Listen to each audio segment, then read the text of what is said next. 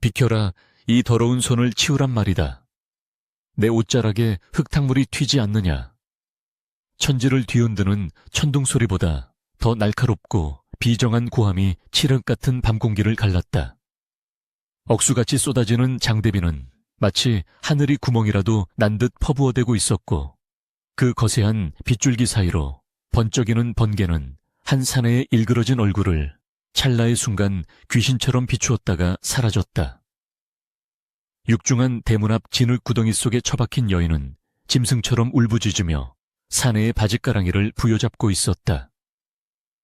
그녀의 손톱은 이미 흙바닥을 긁어대느라 깨지고 피가 맺혀 있었으나 여인은 고통조차 느끼지 못하는 듯했다. 오직 눈앞에 서 있는 남편.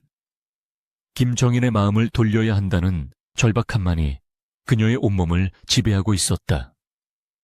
비단으로 지은 관복을 입고 갓을 삐딱하게 쓴 정인은 자신의 다리에 매달린 아내를 마치 오물을 보듯 혐오스러운 눈빛으로 내려다보았다. 그의 눈에는 지난 10수년간 함께해온 정이나 연민 따위는 티끌만큼도 남아있지 않았다. 대감 제발 이러지 마십시오. 이 밤중에 만삭인 저를 어디로 가라 하십니까? 뱃속에 있는 아이가 대감의 핏줄이 아닙니까? 제발 한 번만 다시 생각해 주십시오. 연화는 흙탕물을 뒤집어 쓴 채 애원했다. 빗물인지 눈물인지 분간할 수 없는 액체가 그녀의 창백한 볼을 타고 하염없이 흘러내렸다. 그녀의 목소리는 빗소리에 묻혀 가냘프게 떨렸으나 그 속에 담긴 비통함은 돌덩이도 녹일 만큼 처절했다. 그러나 김정희는 차가운 콧방귀를 뀌며 발길질을 해대었다. 그의 가죽신이 연화의 어깨를 매몰차게 가격하자 그녀는 힘없이 뒤로 나뒹굴었다. 진흙탕 속에 처박힌 그녀의 배가 욱신거려 왔지만 그녀는 다시금 기어와 대문의 문지방을 넘으려 했다. 그 모습이 마치 살려달라고 애원하는 벌레와 다를 바 없어 보였다. 내 핏줄 흥, 그 아이가 내 핏줄인지 아닌지 어찌 알겠느냐. 내년같이 천하고 무식한 것이 내 집안의 안주인 노릇을 하려 드는 것 자체가 가문의 수치다. 나는 이제 임금님을 보필하는 판서의 자리에 올랐다. 조정의 대신들과 어깨를 나란히 하고 나라의 중대사를 논해야 하는 몸이란 말이다. 헌데 총우석에서 굴러먹던 네가 내 곁에 있으면 내 체면이 무엇이 되겠느냐. 냄새나는 헌옷을 벗어버리고 새 비단옷을 입는 것은 당연한 이치건을 어찌하여 너는 주제도 모르고 내 앞길을 막으려 드느냐. 정의는 끓어오르는 분노를 참지 못하고 소리쳤다. 그의 목소리에는 권력에 취한 자의 오만함과 과거에 가난했던 시절을 지우고 싶은 광기 어린 욕망이 서려 있었다. 그 순간 번개가 다시 한번 내리꽂히며 마당 한가운데 있는 고목나무를 때렸다. 우르릉쾅 하는 굉음과 함께 세상이 하얗게 변했다가 다시 어둠 속으로 잠겨들었다. 연화는 멍하니 남편의 얼굴을 올려다보았다. 불과 몇 달 전까지만 해도, 아니 과거에 급제하기 전까지만 해도 그는 이런 사람이 아니었다. 가난한 선비 시절 글 공부에 매진하느라 끼니조차 잊기 힘들 때 연화는 자신의 머리카락을 잘라 팔아 그에게 종기와 붓을 사다 주었다. 겨울이면 자신의 속옷을 뜯어 남편의 이불을 기워주고 정작 자신은 얇은 벗 하나로 떨며 밤을 지새웠다. 정희는 그런 연화의 손을 잡고 눈물을 흘리며 맹세했었다. 내 반드시 출세하여 부인을 감에 태우고 비단옷에 만난 음식을 질리도록 먹게 해주리다. 평생 고생만 시킨 이 손에 물 한 방울 묻히지 않게 하리다. 그 맹세는 모두 거짓이었단 말인가?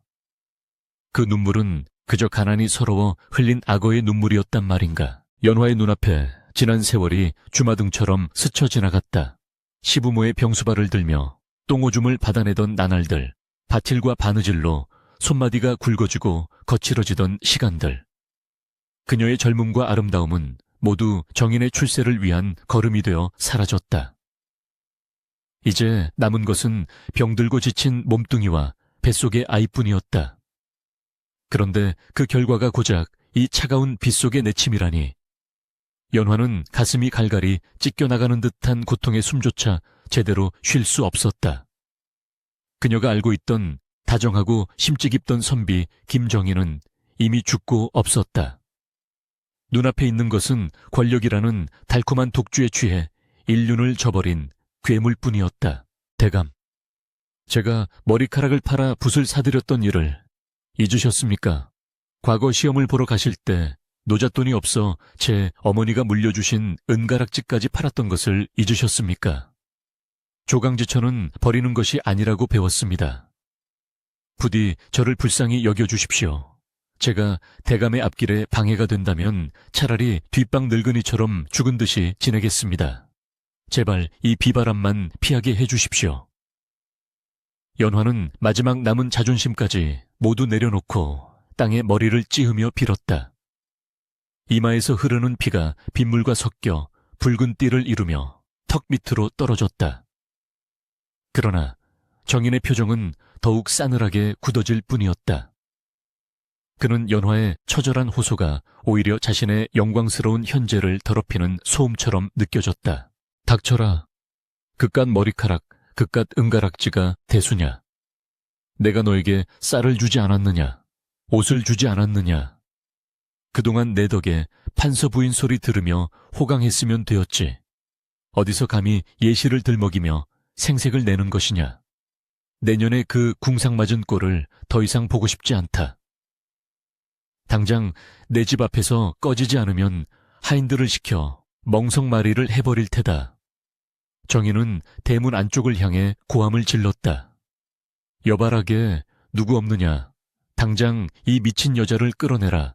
다시는 내 눈에 띄지 않게 멀리 내다 버리란 말이다. 주인의 호통소리에 대문 안쪽에서 횃불을 든 하인들이 머뭇거리며 나타났다.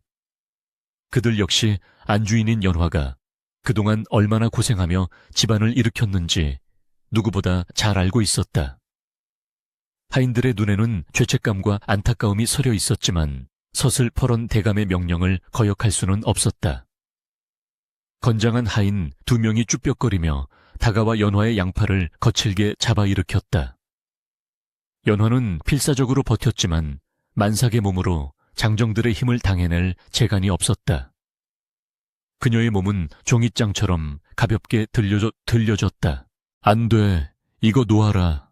나는 이 집의 안주인이다. 대감. 연화의 절규는 빗소리에 묻혀 공허하게 흩어졌다. 하인들은 그녀를 대문 밖 멀리 마을 어귀의 흙바닥에 내동댕이 쳤다. 털썩하는 소리와 함께 연화는 다시 한번 진흙탕 속에 쓰러졌다. 배를 감싸주며 고통스러운 신음을 흘리는 그녀의 뒤로 육중한 대문이 쾅 하는 소리와 함께 굳게 닫혔다. 빗장은 단단히 걸렸고 대문 너머에서는 정인의 호통 소리조차 더 이상 들리지 않았다. 남겨진 것은 오직 차가운 비바람과 끝을 알 수 없는 어둠뿐이었다. 연화는 떨리는 몸을 일으키려 했으나 다리에 힘이 풀려 주저앉고 말았다. 뱃속의 아이가 놀랐는지 거세게 발길질을 해대었다. 아가야, 미안하다. 못난 어미를 만나 네가 이 고생을 하는구나. 그녀는 부풀어 오른 배를 쓰다듬으며 하염없이 눈물을 쏟았다. 닫힌 대문은 마치 저승의 문처럼 굳건했고 담장 너머로 보이는 기와집의 불빛은 따뜻해 보였지만 그녀에게는 더 이상 허락되지 않는 세상이었다. 멀리서 들려오는 개 짖는 소리가 그녀의 처량한 신세를 비웃는 듯했다. 이 모든 비극의 시작은 김정인이 장원급제를 하고 금이 환영하던 그날부터 예견된 것일지 모른다.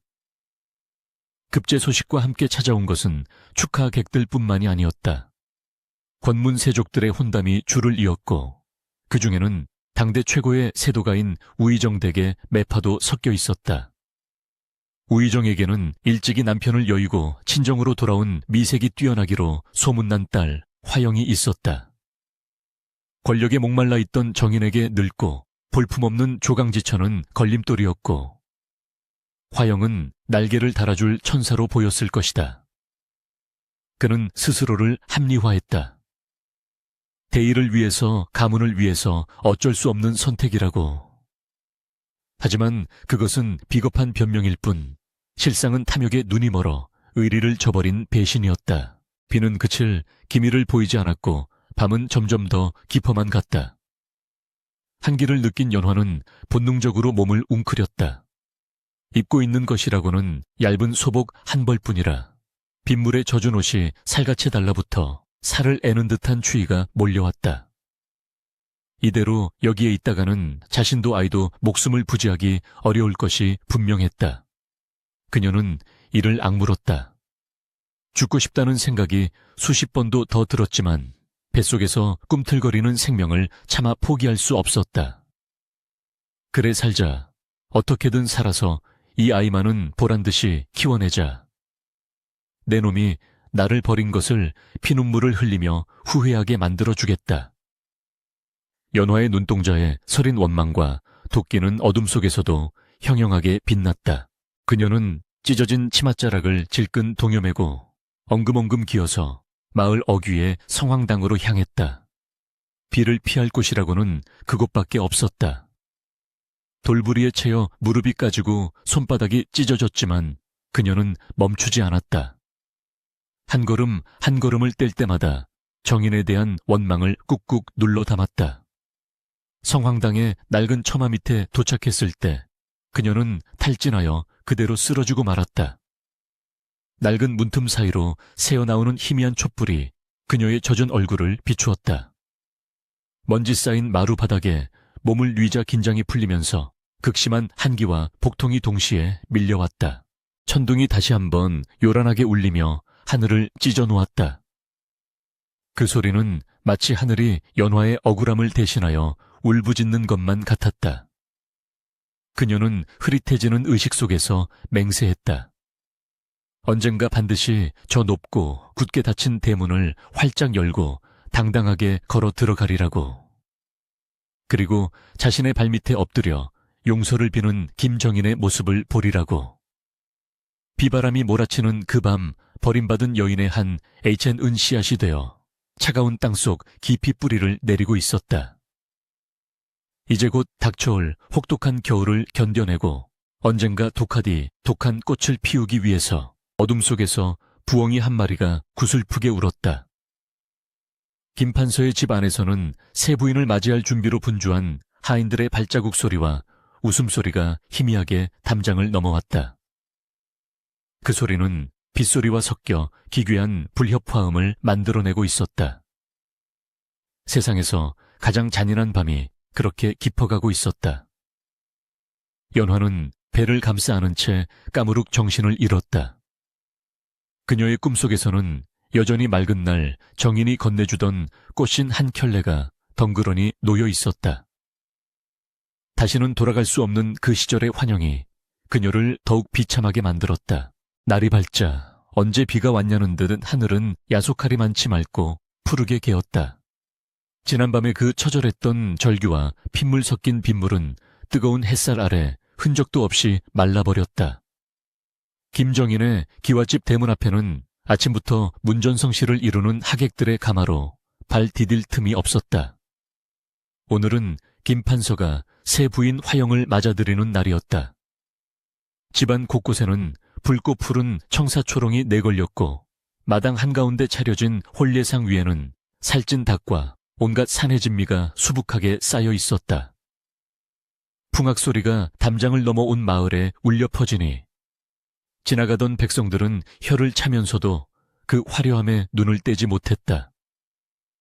정희는 새 신랑의 관복을 입고 입이 귀에 걸릴 듯 단 웃음을 흘리며 하객들을 맞이했다. 그의 뇌리에서 지난밤 진흙탕에 뒹굴던 조강지처의 모습은 이미 깨끗하게 지워진 뒤였다. 대감 참으로 경아드리옵니다. 우의정 대감의 영예라니 그 미색이 장안에 으뜸이라 들었습니다. 이제 대감의 앞길에는 비단길만 깔린 셈입니다.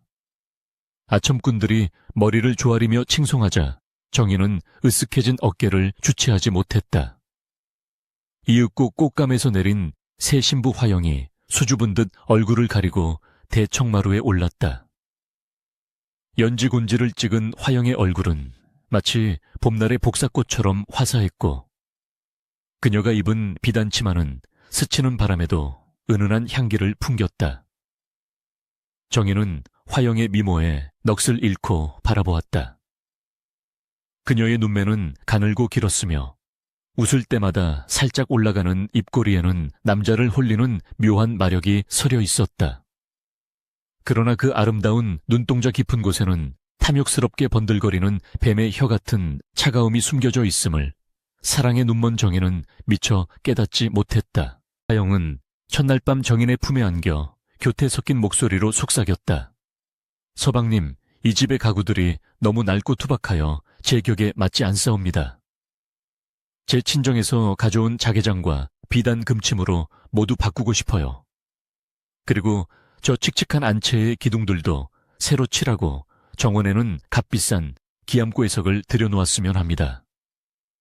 정희는 그녀의 향기에 취해 고개를 끄덕였다. 그렇고 말고 부인이 원한다면 이 집을 금으로 도배한들 아깝겠소. 내일 당장 장인을 불러 모든 것을 부인의 뜻대로 고치리다.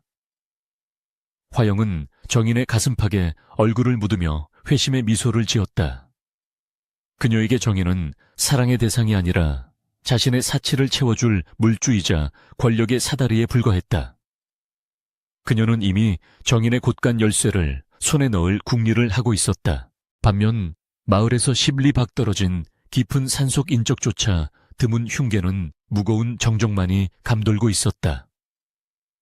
지붕은 반쯤 무너져 하늘이 훤히 보이고 벽에는 주먹만한 구멍이 숭숭 뚫려 찬바람이 드나드는 그곳에 연화가 쓰러져 있었다. 그녀는 지난밤 성황당에서 기진맥진한 몸을 이끌고 이곳까지 기어들어 온 것이었다. 바닥에는 썩은 지푸라기가 깔려 있었고 구석에는 쥐들이 찍찍거리며 돌아다녔다. 연화는 극심한 산통에 식은땀을 비오듯 흘리며 아래 십수를 깨물었다. 도와줄 이 하나 없는 산중에서 홀로 아이를 낳아야 한다는 공포가 밀려왔지만 그녀는 비명조차 지르지 못했다. 혹시라도 짐승들이 피냄새를 맡고 몰려올까 두려웠기 때문이었다. 아가야, 조금만 힘내자. 연화는 옆에 놓인 썩은 나무 기둥을 부여잡고 힘을 주었다. 손톱이 부러지고 손가락 마디가 하얗게 질릴 정도로 힘을 주자 뱃속에서 뜨거운 기운이 왈칵 쏟아져 나왔다. 은가에 적막한 산속을 가르는 힘찬 울음소리가 터져 나왔다.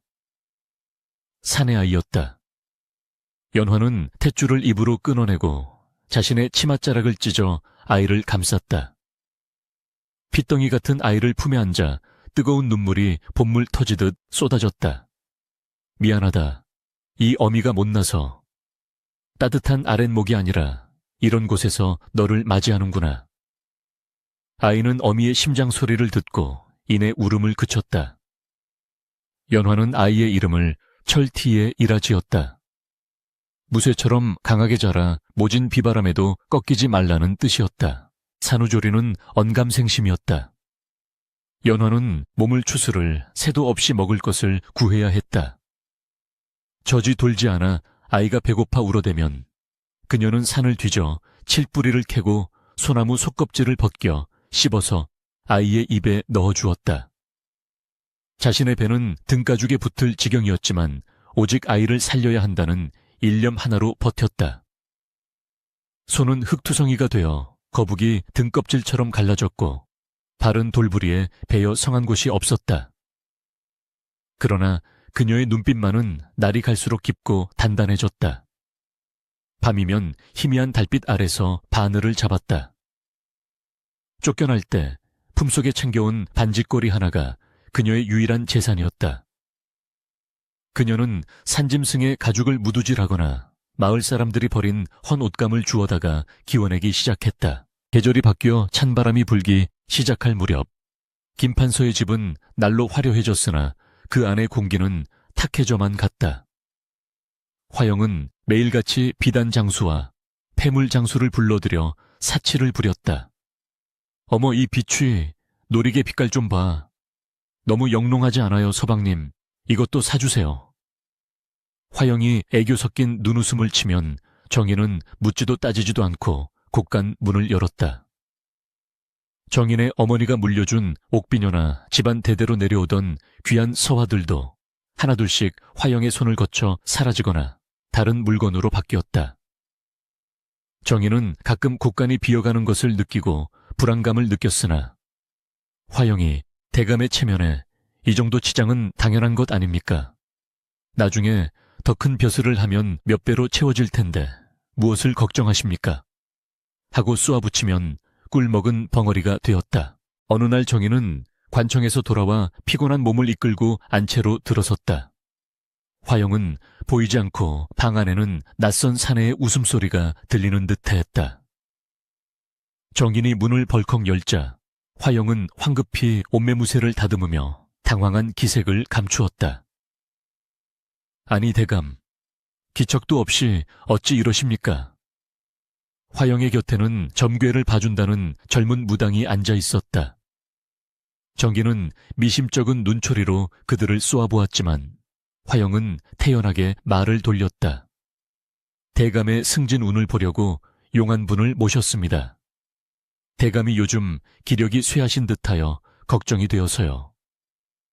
정기는 찜찜한 기분을 지울 수 없었으나 화영의 말재주에 넘어가고 말았다. 화영은 정인이 잠든 틈을 타몰래 빼돌린 은자들을 친정으로 보내고 있었다. 독사는 서서히 집안의 기둥뿌리를 갉아먹고 있었던 것이다. 한편 연화는 자신이 만든 옷가지들을 들고 조심스럽게 산을 내려왔다. 사람들이 많이 모이는 장터 구석에 자리를 잡고 앉았으나 누더기를 걸친 그녀의 행색을 보고 사람들은 코를 막고 피해갔다. 에잉, 쭈쭈, 어디서 거지 같은 년이 물건을 판다고. 수모와 멸시가 쏟아졌지만 연화는 고개를 숙인 채 묵묵히 바느질감을 펼쳐놓았다. 그때 지나가던 한 기생이 연화가 만든 저고리를 유심히 보았다. 바느질 땀이 어찌나 곱고 촘촘한지 마치 기계로 찍어낸 듯 정교했고 소매의 곡선은 날아갈 듯 유려했다. 이거 네가 만든 것이냐? 기생의 물음에 연화는 작게 고개를 끄덕였다. 기생은 엽전 꾸러미를 던져주며 옷을 가져갔고 며칠 뒤 그 옷은 기방에서 큰 화제가 되었다. 소문은 발없이 천리를 갔다. 산속 폐계에 사는 여인의 바느질, 솜씨가 귀신 같다는 소문이 아름아름 퍼지기 시작했다. 처음에는 천한 신분이라며 무시하던 양반집 마님들도 남몰래 하인을 시켜 연화에게 일감을 맡기기 시작했다. 연화는 밤을 새워 바느질을 했고 그 대가로 받은 돈으로 쌀과 땔감을 샀다. 철이에게 따뜻한 미움을 먹일 수 있게 되자 그녀는 헐어버린 손가락 끝의 고통 따위는 아무것도 아니라고 생각했다. 촛불 아래서 한 땀 한 땀 바늘을 꽂을 때마다 그녀는 김정인에 대한 복수심을 수놓았다. 그가 비단 옷을 입고 거드름을 피울 때 자신은 이 바늘 하나로 세상을 뚫고 나가리라 다짐했다. 어느 눈 내리는 밤 정인은 술에 취해 비틀거하며 집으로 돌아왔다. 대문 앞에는 거지들이 구걸하고 있었는데 그중 한 아이의 울음소리가 유난히 귀에 거슬렸다. 에이, 재수없게 저리 꺼지거라. 정기는 지팡이를 휘둘러 거지들을 쫓아냈다. 문득 비오는 날 내쫓았던 연화와 뱃속의 아이가 떠올랐다. 살아는 있을까? 아니 죽었겠지. 그 모진 비바람을 어찌 견뎠겠어. 그는 애써 죄책감을 털어내려 고개를 저었다. 하지만 왠지 모를 서늘한 기운이 등골을 타고 올라왔다. 마치 누군가 어둠 속에서 시퍼런 눈을 뜨고 자신을 노려보는 듯한 느낌이었다. 방 안에 들어서자 화영은 코를 골며 자고 있었고 화로의 불은 꺼져 차게 식어 있었다. 정희는 화려한 비단 이불 속에서도 뼛속까지 스며드는 한기를 느끼며 몸을 떨었다. 그것은 다가올 파멸의 전조였다.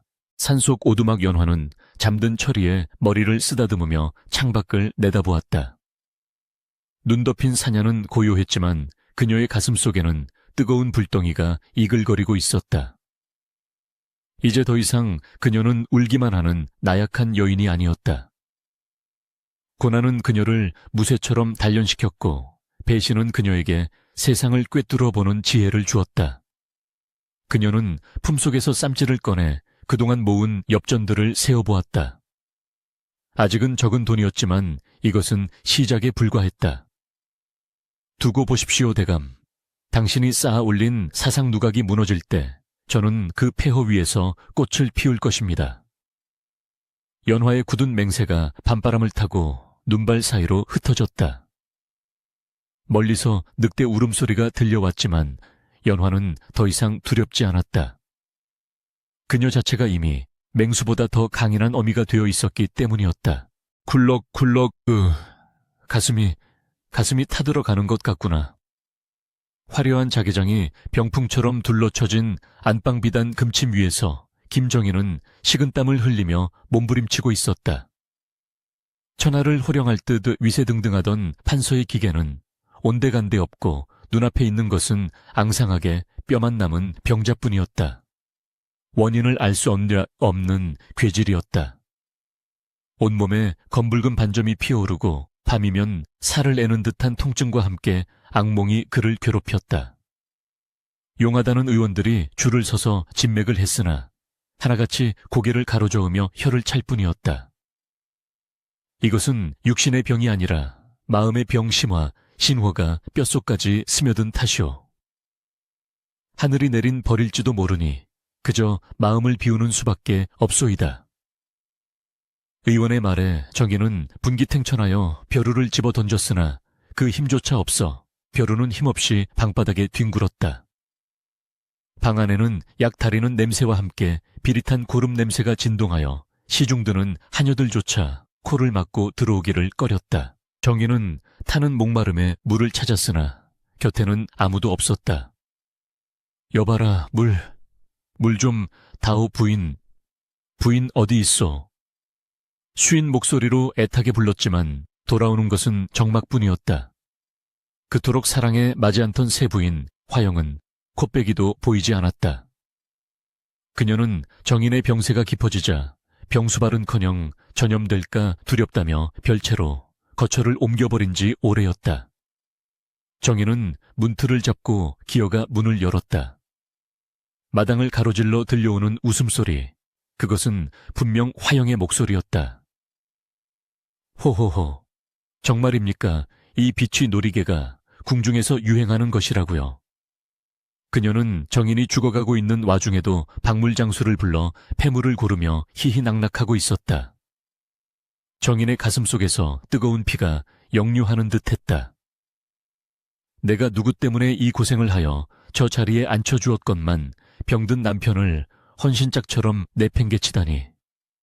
배신감이 뼈에 사무쳤으나 그를 더욱 비참하게 만드는 것은 지난날 자신이 연화에게 했던 짓이 거울처럼 똑같이 되돌아오고 있다는 사실이었다. 한편 조정에서의 입지 또한 모래성처럼 무너져 내리고 있었다. 정인의 병세가 깊어 등청하지 못하는 날이 길어지자 정적들은 이때다 싶어 그를 물어뜯기 시작했다. 김 판서가 뇌물을 받아 챙기고 매관매직을 일삼았다 하옵니다. 그의 첩실이 사치와 향락을 일삼아 백성들의 원성이 자자하옵니다. 상소문이 빗발치자 임금의 신임도 바닥으로 떨어졌다. 권례에서는 김정인이 곧 삭탈관직 당할 것이라는 소문이 파다하게 퍼졌다. 권력의 끈이 떨어지자 문지방이 닳도록 드나들던 아첨꾼들의 발길도 거짓말처럼 끊겼다. 대문 앞에는 파리만 날리고 집안의 하인들조차 가세가 기운 것을 눈치채고 하나둘씩 짐을 싸서 도망치거나 곳간의 물건을 훔쳐 달아나기 시작했다. 정인의 집은 마치 침몰해가는 난파선과도 같았다. 그 시각 저작거리의 풍경은 김판서의 집과는 정반대로 활기가 넘쳤다. 그 중심에는 연화가 있었다. 그녀의 바느질 솜씨는 이제 장안의 화제가 되어 산속의 신침 셴젠이라 불리고 있었다. 그녀가 술을 놓은 비단은 마치 살아 움직이는 듯 생생했고 옷을 지으면 입는 사람의 체형에 척 감기어 날가옷처럼 편안했다. 어느 날 도성에서 제일가는 포목점을 운영하는 거상 박대주가 소문을 듣고 연화를 찾아왔다. 박대주는 깐깐하기로 소문난 장사치였으나 연화가 만든 혼례복을 보고는 눈이 휘둥그레졌다. 이것은 사람의 손재주가 아니로다. 봉황이 금방이라도 날아오를 듯하고 실오라기 하나 튀어나온 곳이 없구나. 그는 단박에 연화의 진가를 알아보았다. 부인 내 제안을 하나 하리다. 언제까지 이 깊은 산속에서 짐승처럼 살 텐가. 내 포목점의 뒷방을 내어줄 터이니 그곳에서 우리 상단의 물건을 전담해서 지어주시오. 대신 판매 이익의 3하를 떼어 드리리다. 그것은 파격적인 제안이었다. 연화는 잠시 망설였다. 세상 밖으로 나가는 것이 두려웠으나 품에 안긴 아들 철이의 초롱초롱한 눈망울을 보고 결심을 굳혔다. 대주 어르신 감사옵니다. 허나 한 가지 청이 있습니다. 제 신분이나 과거를 묻지 말아주시고 오직 제 솜씨로만 평가해 주십시오. 박대주는 호탕하게 웃으며 고개를 끄덕였다. 그렇게 연화는 지긋지긋했던 폐가를 떠나 도성 안으로 들어오게 되었다. 비록 작은 단칸방이었지만 비바람을 피할 수 있고 따뜻한 밥을 지어 먹을 수 있는 보금자리가 생긴 것이다. 연화가 박대주의 포목점에서 일하기 시작하자 가게는 문전성시를 이루었다. 고관대작의 부인들이 연화에게 옷을 짓기 위해 줄을 섰다. 연화는 밤낮 없이 일하면서도 철이에게 글을 가르치는 것을 게을리하지 않았다. 철아, 너는 이 어미처럼 남에게 짓밟히지 않으려면 배워야 한다. 힘이 있어야 지킬 수 있는 것이다. 철이는 어미의 한 맺힌 가르침을 스펀지처럼 빨아들였다. 어린 나이임에도 불구하고 총명함이 남달라 어깨너머로 배운 천자문을 줄줄 외웠다. 연화는 아들의 글 읽는 소리를 들으며 바느질을 할 때 가장 행복했다. 그녀의 손끝에서 피어나는 꽃과 나비들은 단순한 장식이 아니었다. 그것은 고통을 예술로 승화시킨 그녀의 영혼이자 정긴을 향한 무언의 시위였다. 보시오, 당신이 버린 내가 이렇게 보란듯이 살아있어. 계절이 바뀌어 다시 찬바람이 불기 시작할 무렵 김정인의 집안에는 결정적인 파국이 찾아왔다. 화영은 정인이 회복할 가망이 없다고 판단하자 본색을 드러냈다. 그녀는 밤중에 몰래 친정 오라비를 불러들였다. 오라버니, 이 집은 이제 끝났어요. 영감이 죽고 나면 빚쟁이들이 몰려올 텐데 그 전에 챙길 수 있는 건 다 챙겨야 해요. 화영은 안방 장롱 깊숙한 곳에 숨겨져 있던 땅 문서와 집 문서를 찾아냈다. 그리고 정인이 병석에 누워 정신이 혼미한 틈을 타 그의 인장을 훔쳐 양도 증서에 도장을 찍었다. 여보, 지금 뭐 하는 것이오? 인기척에 잠이 깬 정인이 희미한 눈으로 물었으나 화영은 섬뜩한 미소를 지으며 속삭였다. 대감 걱정 마세요. 대감의 약값을 마련하려는 것입니다. 조금만 참으시면 편안하게 해드릴게요. 다음 날 아침 정인이 눈을 떴을 때 집안은 쥐죽은 듯 고요했다. 부인 개똥아, 아무리 불러도 대답이 없었다. 그는 불길한 예감에 휩싸여 기어나왔다. 안채의 문은 활짝 열려 있었고 값비싼 자개장과 도자기, 심지어 녹그릇 하나까지 모두 사라지고 없었다. 화영이 하인들과 짜고 밤사이 야반도주를 한 것이었다. 국가는 텅 비어 쥐새끼 한 마리 없었고 남은 것은 마당에 뒹구는 낙엽뿐이었다. 정인은 망연자실하여 마루에 주저앉았다. 으악, 이 독사 같은 년, 내년이 나를 이렇게 배신하다니. 그는 땅을 치며 울부짖었으나 돌아오는 것은 자신의 비참한 메아리뿐이었다. 믿었던 도끼에 발등이 찍힌다는 말이 바로 이를 두고 하는 말이었다. 권력과 재물, 그리고 사랑이라 믿었던 여인까지 모든 것을 잃은 정인은 껍데기만 남은 허수아비 신세가 되었다. 설상가상으로 의금부 포졸들이 들이닥쳤다. 죄인 김정인은 나오라. 뇌물수수와 국고 횡령 혐의로 추포한다. 포졸들은 병든 정인을 짐짝처럼 끌어내어 오랏줄로 묶었다. 동네 사람들이 모여들어 그 광경을 구경하며 손가락질했다. 저 양반 조강지쳐 버리고 잘 사나 했더니 꼴 좋다. 천벌을 받은 게야. 쯧쯧쯧 사람들의 비웃음 소리가 정인의 귀에 비수처럼 꽂혔다. 그는 고개를 들 수 없었다. 포승줄에 묶여 끌려가면서 그는 문득 흙탕물 속에서 자신을 올려다보던 연화의 눈빛을 떠올렸다.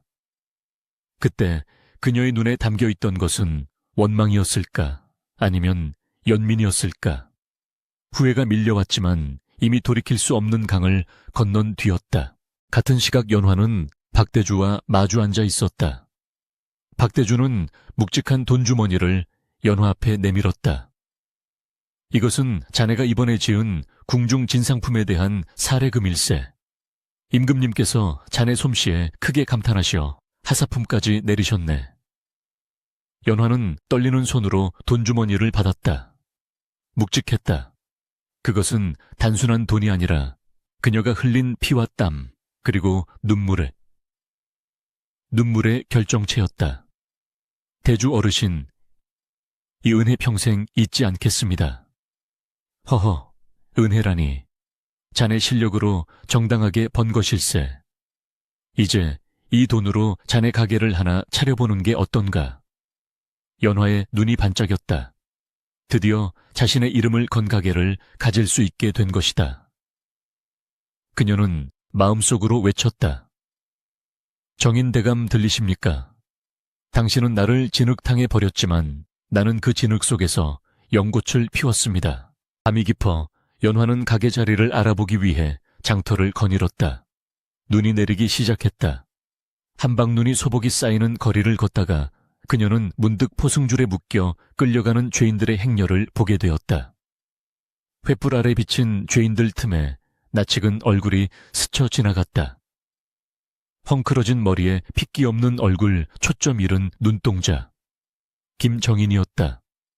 연화는 숨이 턱 막히는 듯 했다. 심장이 요동쳤다. 달려가서 멱살이라도 잡고 욕을 퍼붓고 싶었지만 그녀의 발은 얼어붙은 듯 움직이지 않았다. 그토록 증오했던 사람이 저렇게 비참한 꼴로 끌려가는 모습을 보니 통쾌함보다는 기이한 허무함이 밀려왔다. 정인은 연화를 보지 못한 채 고개를 떨구고 지나갔다. 두 사람의 운명은 그렇게 극명하게 엇갈렸다. 한 사람은 나락으로 떨어지는 절벽 끝에 서 있었고 한 사람은 비상하는 날개를 펼치고 있었다. 연화는 멀어지는 정인의 뒷모습을 바라보며 옷깃을 여몄다. 철아가자. 우리는 갈 길이 멀다. 그녀는 아이의 손을 꼭 잡고 눈보라 속을 뚫고 당당하게 걸어갔다. 그녀의 뒤로 남겨진 발자국은 곧 눈에 덮여 사라졌지만 그녀가 나아가는 앞길은 하얀 눈처럼 깨끗하고 밝게 빛나고 있었다. 사필규정, 시비규정 모든 일은 반드시 바른 길로 돌아간다는 하늘의 이치가 서서히 그러나 확실하게 실현되고 있었다. 마요쳐라. 저놈의 살점이 튀고 뼈가 부서질 때까지 멈추지 마라. 형틀에 묶인 김정인의 등 위로 널빤지 같은 곤장이 춤을 추듯 내리꽂혔다. 퍽퍽 둔탁한 파여름과 함께 정인의 입에서는 짐승의 단말마 같은 비명이 터져나왔다.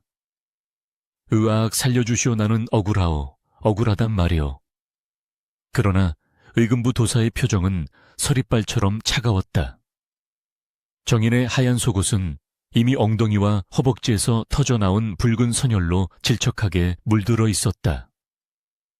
불과 며칠 전까지만 해도 비단 관복을 입고 호령하던 판서의 위엄은 온데간데 없고 형틀에 매달린 고깃덩어리만이 꿈틀거리고 있을 뿐이었다. 억울하다 내놈이 받은 뇌물 장부가 산더미여.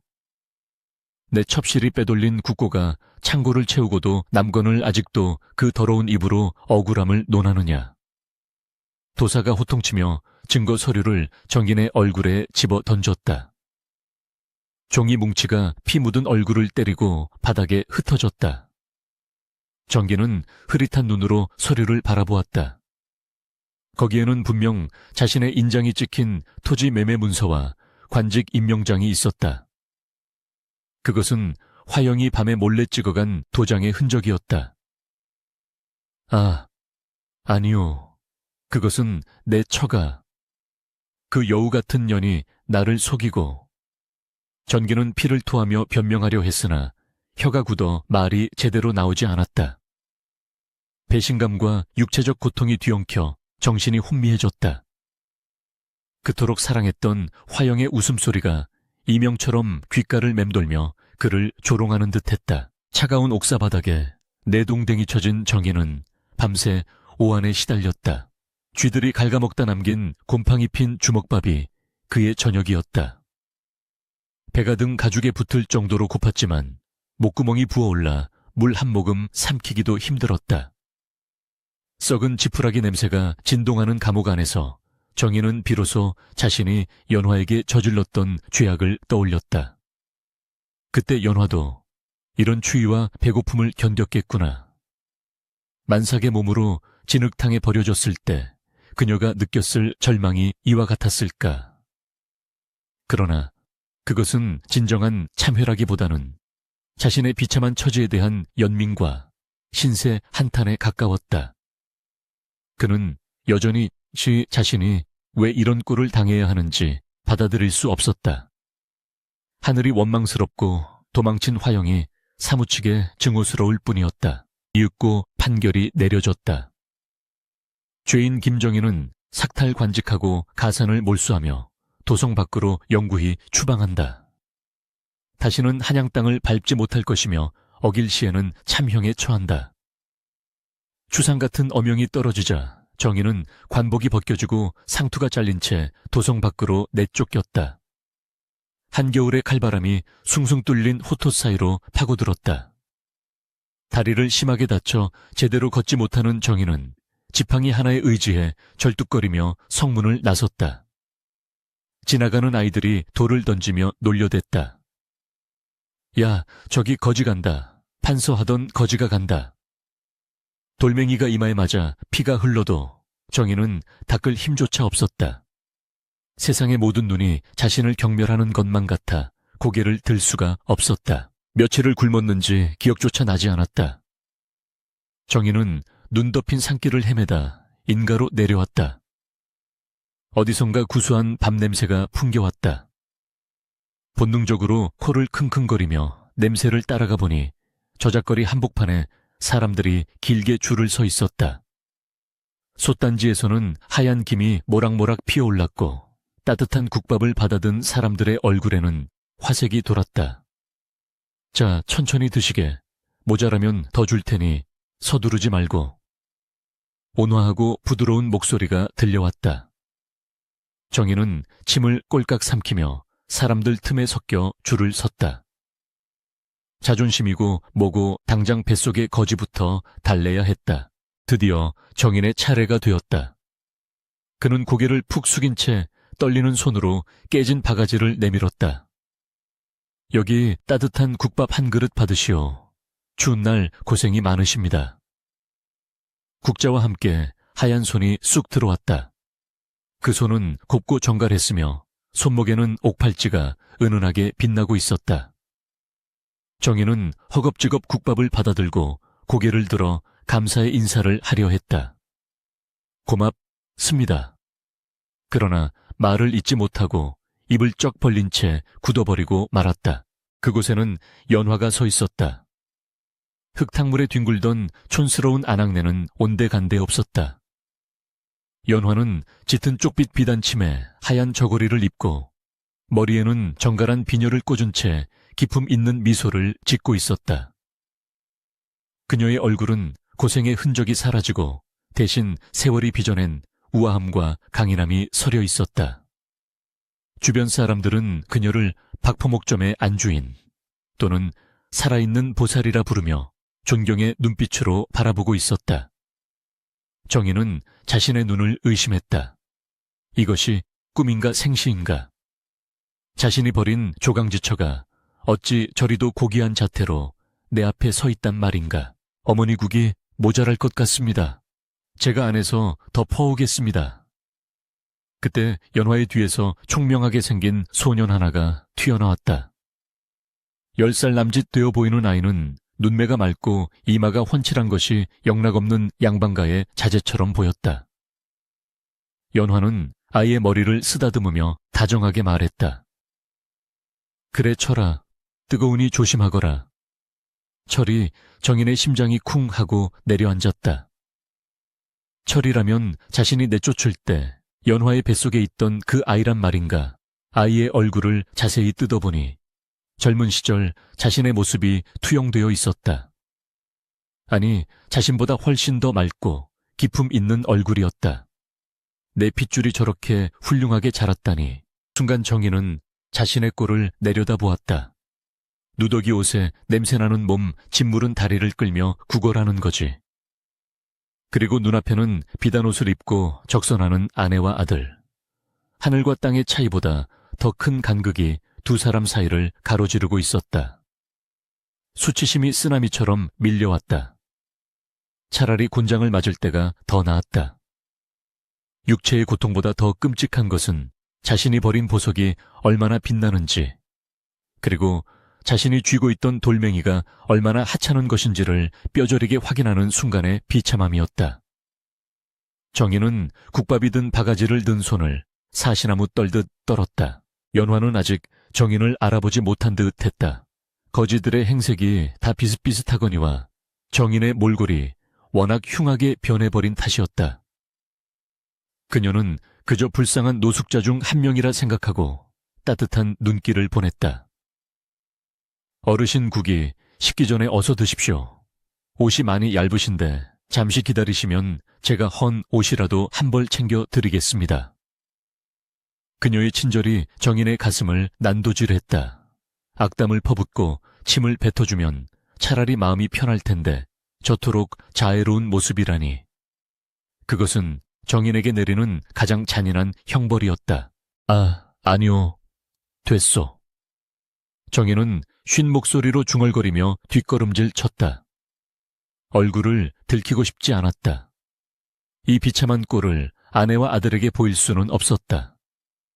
그는 국밥을 바닥에 쏟는 줄도 모르고 허둥지둥 인파 속으로 도망쳤다. 다리가 꼬여 진흙탕에 넘어졌지만 아픔도 느끼지 못한 채 네 발로 기어서라도 그 자리를 벗어나려 했다. 저 노인장 국도 안 드시고 어디 가시나? 뒤에서 철이의 의아해하는 목소리가 들려왔다. 정희는 골목길 구석진 곳에 처박혀 숨을 몰아쉬었다. 심장이 터질 듯이 뛰었다. 쏟아진 국밥 국물이 손에 묻어 끈적거렸다. 그는 자신의 더러운 손을 바라보며 오열했다. 으흐흐, 내가 무슨 짓을 한 것인가. 내가 천하의 몹쓸 놈이다. 그제야 진정한 후회의 눈물이 터져 나왔다. 권력에 눈이 멀어 걷어찼던 복덩이가 이제는 감히 쳐다볼 수도 없는 높은 곳에서 빛나고 있었다. 자신이 추구했던 부귀영화는 신기루처럼 사라지고 남은 것은 썩어 문드러진 육신과 갈기갈기 찢긴 자존심뿐이었다. 그때 저 멀리서 연화의 목소리가 들려왔다. 철아, 저분께서 많이 편찮아 보이시던데 쫓아가서 이 소못이라도 전해드려라. 연화는 도망친 거지가 마음에 걸렸던 모양이다. 정희는 소스라치게 놀라 더 깊숙한 어둠 속으로 몸을 숨겼다. 철이가 골목 입구까지 뛰어와 두리번거렸지만 쓰레기 더미 뒤에 숨은 정긴을 발견하지 못하고 돌아섰다. 어머니 안 계시는데요. 벌써 멀리 가셨나 봐요. 철이의 목소리가 멀어지자 정희는 안도의 한숨과 함께 칠흑 같은 절망을 느꼈다. 이제 자신은 아들에게조차 나설 수 없는 그림자보다 못한 존재가 되어버린 것이다. 밤이 깊어지자 장터는 파하고 박포목점의 문도 닫혔다. 하지만 가게 안에서 새어나오는 불빛만은 따스하게 거리를 비추고 있었다. 정희는 절뚝거리는 다리를 이끌고 가게 근처로 다가갔다. 창호지 문 너머로 그림자가 비쳤다. 연화가 바느질하고 철이가 그 옆에서 책을 읽는 모습이었다. 하늘 천따지 거물현 누루황. 아들의 낭랑한 글 읽는 소리가 밤 공기를 타고 흘러나왔다. 정희는 담벼락에 기대어 그 소리를 들었다. 과거 급제 전 자신이 연화 옆에서 글을 읽을 때 그녀가 짓던 행복한 미소가 떠올랐다. 그때는 가난했어도 희망이 있었고 사랑이 있었다. 그러나 이제 자신에게는 아무것도 남지 않았다. 어머니, 아까 그 할아버지 왠지 낯이 익어요. 눈매가 참 슬퍼 보이셨어요. 철이의 말소리가 들렸다. 연화는 잠시 바느질을 멈추고 한숨을 쉬었다. 세상에 사연 없는 사람이 어디 있겠느냐. 다들 각자의 업보를 지고 살아가는 것이지. 너는 훌륭한 사람이 되어 헐벗고 굶주린 이들을 보살피거라. 내 어머니, 꼭 과거에 급제하여 억울한 사람 없는 세상을 만들겠습니다. 아들의 다짐에 정희는 입을 틀어막고 소리 없는 통곡을 토해냈다. 자신이 그토록 원했던 그러나 욕망으로 더럽혀 망쳐버린 꿈을 아들이 대신 꾸고 있었다. 자신이 버린 씨앗이 척박한 땅에서 스스로 거목으로 자라난 것이다. 정희는 벽을 짚고 일어섰다. 더 이상 이곳에 머물 자격이 없었다.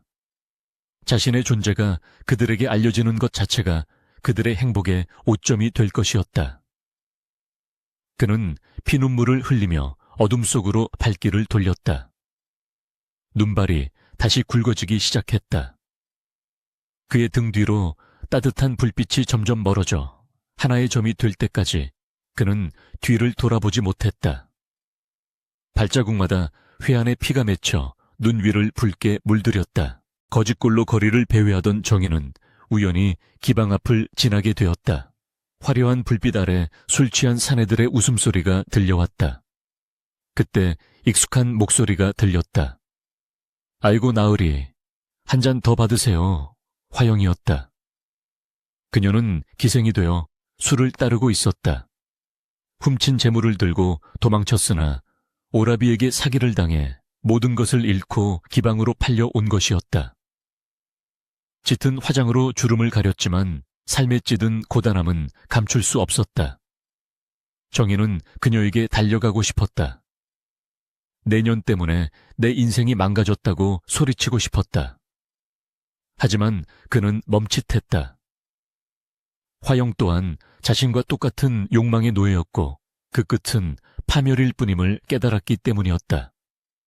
그녀나 자신이나 헛된 꿈을 줬다. 나락으로 떨어진 불나방들이었다. 정희는 씁쓸한 미소를 지으며 돌아섰다. 복수조차 부질없었다. 이제 그에게 남은 시간은 얼마 없음을 직감했다. 썩어가는 육신이 보내는 신호가 점차 뚜렷해지고 있었다. 그는 마지막으로 연화와 철이가 있는 쪽을 향해 큰 절을 올렸다. 차가운 눈바닥에 이마를 대고 오랫동안 일어나지 못했다. 부인, 미안하오. 정말 미안하오. 내 다음 생에는 개나 돼지로 태어나 당신의 곁을 지키리다. 바람소리만이 그의 참회를 들어줄 뿐 세상은 고요했다. 정희는 비틀거리는 걸음으로 마을을 벗어나 자신이 처음 연화를 버렸던 그 숲으로 깊은 어둠 속으로 사라져갔다. 세월의 흐름은 흐르는 물과 같아 잡을 수도 멈출 수도 없는 법이었다. 김정인이 눈보라 속으로 사라진 뒤 강산이 한번 변한다는 10년의 세월이 훌쩍 지났다. 그동안 연화의 삶은 척박한 자갈밭에서 기름진 옥토로 변모해 있었다.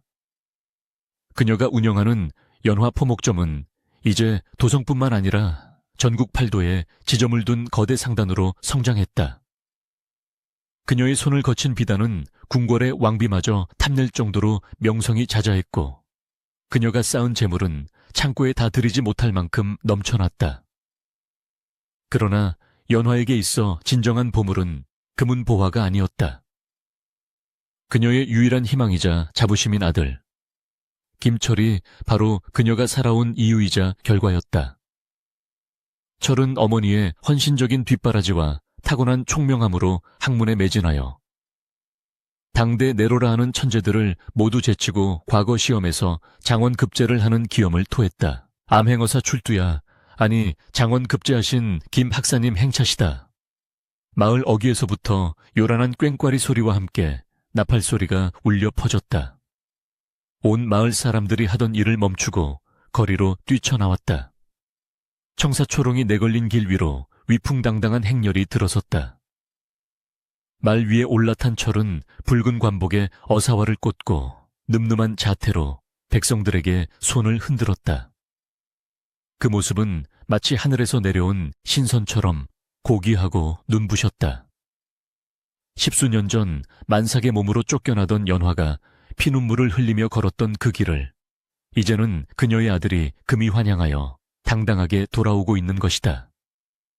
연화는 대문 앞에 서서 그 광경을 지켜보았다.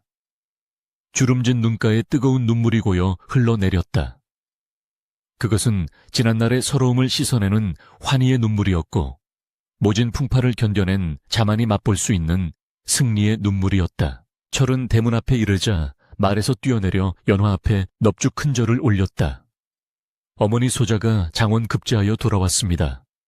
이 모든 영광은 오로지 어머니의 피땀 어린 희생 덕분입니다. 철의 목소리는 굵고 힘찼으나 그 속에는 어머니를 향한 깊은 존경과 사랑이 배어 있었다. 연화는 떨리는 손으로 아들의 어깨를 감싸 일으켰다. 오냐 장하다. 내 아들. 정말 장하다. 네가 이 어미의 한을 풀어주었구나. 모자는 서로를 부둥켜 안고 오열했다. 주변에 모여든 마을 사람들도 옷깃으로 눈물을 훔치며 그 감동적인 장면을 지켜보았다. 그 중에는 예전에 연화를 구박했던 이들도 있었으나 그들 또한 이제는 연화의 덕망 앞에 머리를 조아리며 진심으로 축하를 보냈다. 잔치는 사흘 밤낮으로 이어졌다. 연화는 곳간을 활짝 열어 마을의 모든 사람에게 술과 고기를 대접했다. 거지가 오든 양반이 오든 차별하지 않고 배불리 먹여 돌려보냈다. 많이들 드시오. 오늘은 내 생애 가장 기쁜 날이니 배가 터지도록 먹고 즐기시오. 연화의 넉넉한 인심의 사람들은 생불이 따로 없다며 칭송을 아끼지 않았다. 마당 한가운데서는 광대들이 줄을 타고 제담을 늘어놓았고 흥겨운 노랫가락이 담장을 넘어온 고을에 울려 퍼졌다. 그 소란 속에서 연화는 문득 술잔을 기울이며 밤하늘을 올려다보았다. 둥근 보름달이 환하게 비추고 있었다. 불현듯 눈보라치던 밤 대문 밖을 서성이던 그 초라한 그림자가 떠올랐다. 정인근은 지금 어디서 무엇을 하고 있을까? 살았는지 죽었는지 소식조차 끊긴 지 오래였다. 미움도 원망도 세월이라는 강물에 씻겨 내려가고 이제 남은 것은 덧없음이라는 회한뿐이었다. 잔치가 파하고 손님들이 모두 돌아간 깊은 밤 연화는 잠을 이루지 못하고 뒤척이다가 마당으로 나왔다. 그때 대문을 두드리는 조심스러운 소리가 들렸다. 계십니까? 박행수님 계십니까? 낯선 목소리였다. 하인이 문을 열자 남루한 옷차림의 나무꾼이 서 있었다. 그는 쭈뼛거리며 연화에게 다가와 작은 꾸러미를 내밀었다. 행수님, 제가 산에서 약초를 캐다가 외딴 바위 틈에서 얼어 죽은 시신을 발견했습니다. 짐승들이 훼손하여 형체를 알아보기 힘들었으나 품속에 이것을 꼭 쥐고 있기에 혹시나 하여 가져왔습니다. 연화는 불길한 예감에 손을 떨며 꾸러미를 받아들었다. 흙투성이가 된 헝겊을 풀어보니 그 안에는 낡고 색이 바랜 반쪽짜리 은가락지가 들어있었다. 아, 연화의 입에서 탄식 같은 신음이 터져 나왔다.